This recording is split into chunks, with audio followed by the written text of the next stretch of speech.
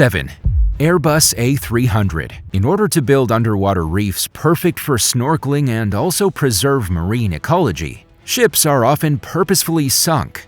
An Airbus A300 was even sunk by Turkish officials. It was reported that the hollowed-out A300 had any potentially hazardous environmental materials removed and was sank off the Aegean coast on June 5, 2016. In addition to providing the ideal skeleton for an artificial reef, the sunken plane also serves as a huge tourist draw for divers, according to local officials. Experienced scuba divers can travel into the cabin and explore around the plane's exterior thanks to the 177-foot-long, 54-meter-long, massive length of the aircraft. Aden municipality paid a little under $100,000 for the aircraft, but they anticipate a big return on their investment from the travel and leisure sector. Turkey was the target of several deadly terrorist attacks. So, in 2016, tourism was predicted to take a huge overall hit. The Airbus A300 is the largest airliner that has ever been purposefully sunk in terms of size. Turkish government officials want visitors to feel like diving under the surface and inspecting the fuselage of a sunken A300 is an incredible adventure. This artificial reef, which was created by Airbus, will be a haven for skilled divers and adventure enthusiasts alike. It will also serve as a unique home for aquatic wildlife and plants.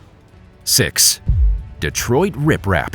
Rusted vehicles from a time when rivers were a lot less controlled can be seen all over the banks and bottoms of rivers throughout Montana.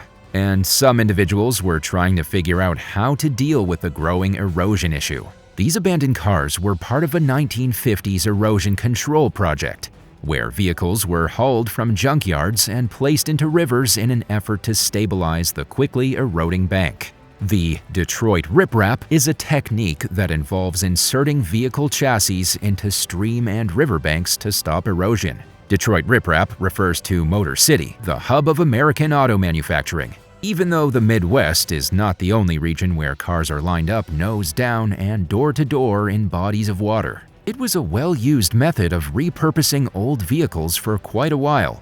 Although auto bodies may be less expensive than manufactured materials used to build riprap, abandoned cars thrown in streams with their large amounts of grease, paint, oil, and rust residues are neither environmentally sound nor safe. The activity is very uncommon. Floaters on the Flathead River and other waterways can now enjoy witnessing the rotting vehicle bodies as part of their daily sightseeing trips. While some have only a portion sticking out of the ground, others are completely visible.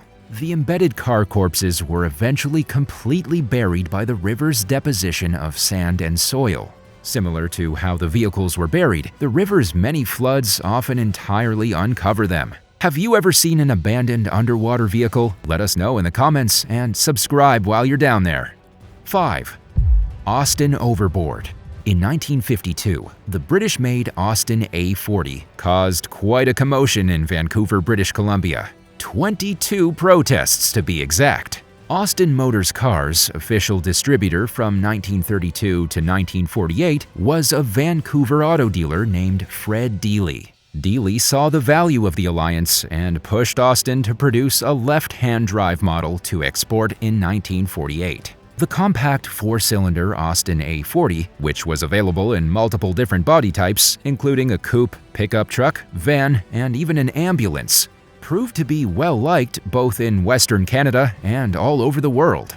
In its first 4 years of manufacturing, the Austin A40 generated about $70 million for Britain, making it the country's top export. BC sales alone reached $15 million in the first 4 years, across 40 separate Austin dealerships.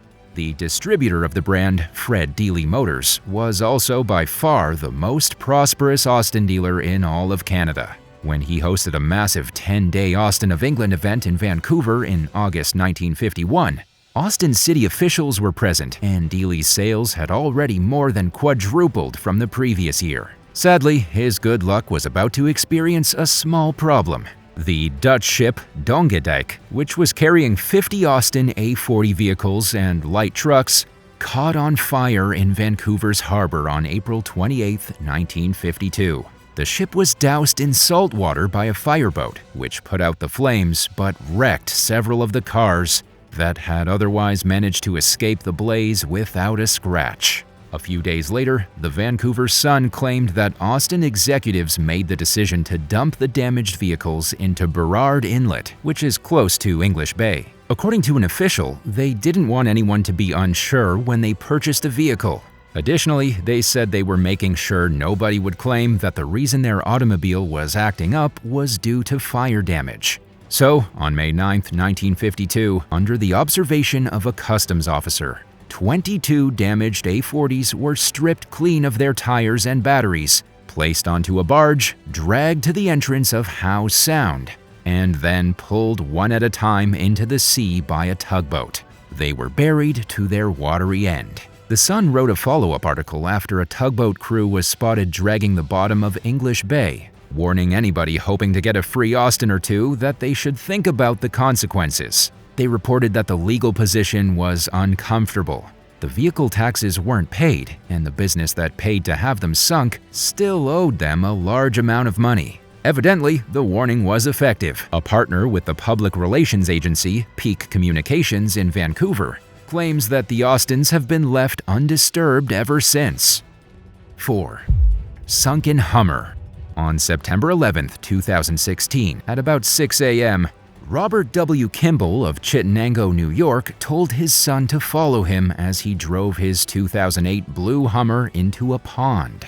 His son was told to not worry about it. After he asked Kimball where they were going, Kimball simply repeated his vague instructions, "Just follow him." The 54-year-old man claimed to have driven his SUV to Peaks Pond on Oxbow Road in Cicero, New York, and made an attempt to submerge it there. He said he ordered his 23-year-old son to travel to the end of the road before coming back to pick him up. They then took the second car home. Later that morning, as part of their investigation into recent burglaries in the area, investigators from the Madison County Sheriff's Office knocked on Kimball's door. According to the press, Kimball claimed that's when he decided to report his SUV as stolen. According to him, it was perfect timing, and he quickly called 911. After claiming his car had been taken, Kimball was later charged with fraudulently reporting an occurrence.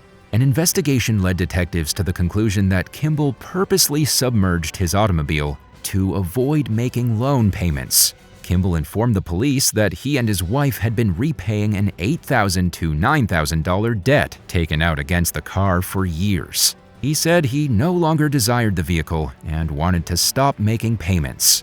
Kimball said he would make it right, cooperate with them, and that he was sorry for what he did. He claimed that he felt it was just an easy way out of having to make payments, and that ever since a bad motorcycle accident caused him to lose his leg and part of his left arm, he had been severely depressed.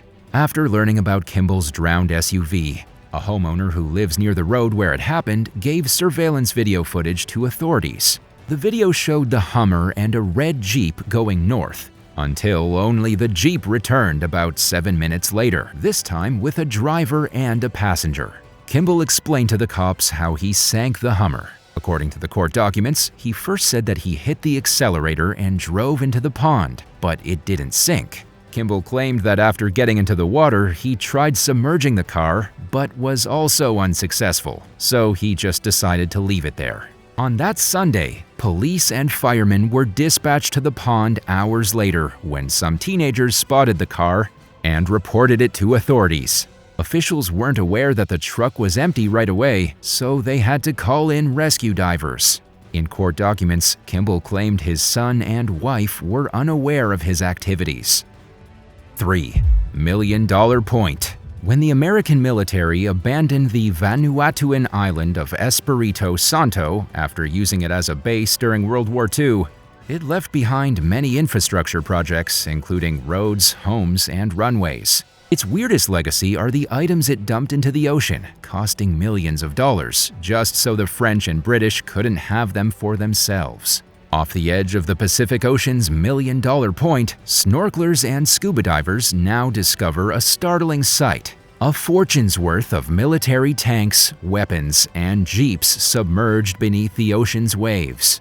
After the attack on Pearl Harbor, The United States decided to use Espiritu Santo, an island in the Vanuatu archipelago, as the starting point for its campaign against the Japanese, building it as a military supply base, naval harbor, and airfield. During that period, the British and French still controlled a piece of Vanuatu as a colony. After the war, the surplus goods, which made up everything from Coca-Cola bottles to guns, were available to the French and British at the small price of 6 cents.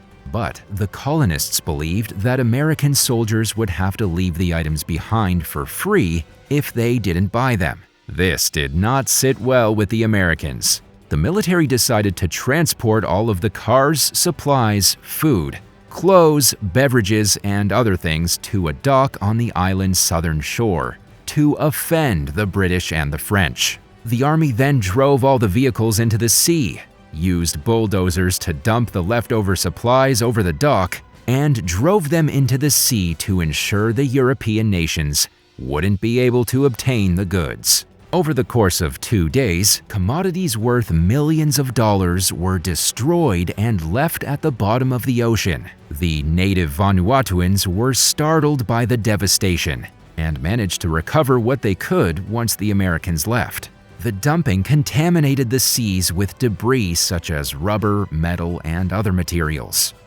2.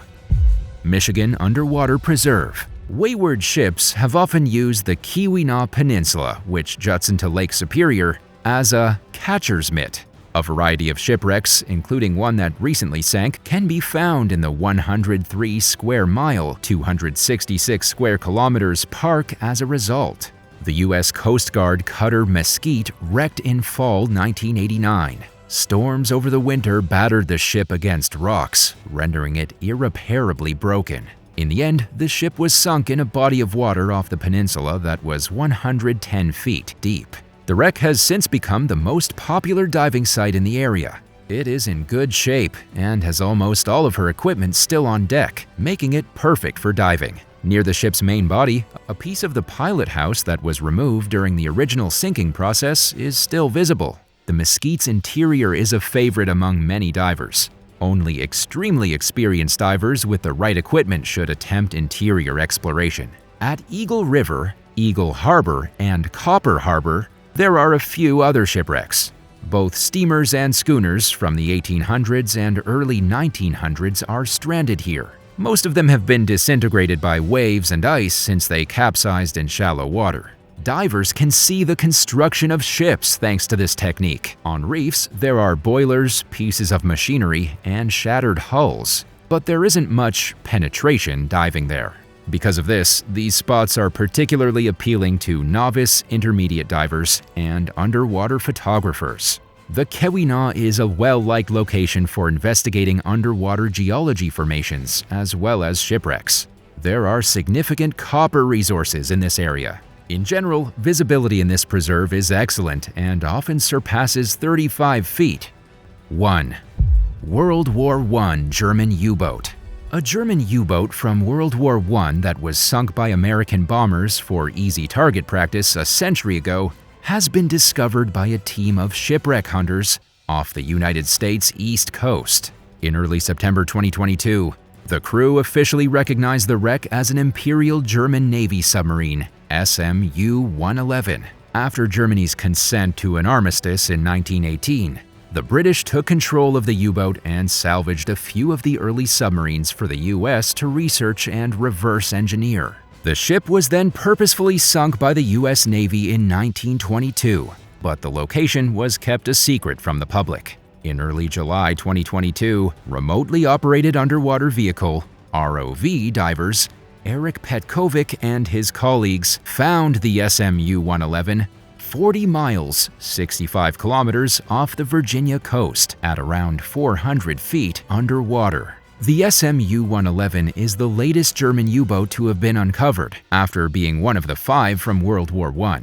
There were 8 other ships from World War II that were lost in American waters too. The U.S. Navy believed that the waters at the site were significantly deeper when the U-boat first sank, and that the boat would sink to the bottom to 1,600 feet below the surface. But understanding of depths was limited 100 years ago. and as a result, SMU-111 came to rest near a deep abyss in a fairly shallow sea. The ship was raised and hauled into deeper water in August 1922, when it was sunk for the last time by opening its hatches and detonating a depth charge nearby. The site of the vessel's initial sinking was deemed a navigation danger, so the ship was raised and towed somewhere else. That's all for today. Thanks for watching. Which of these vehicles did you find the most interesting? Let us know in the comments, and be sure to subscribe. See you next time.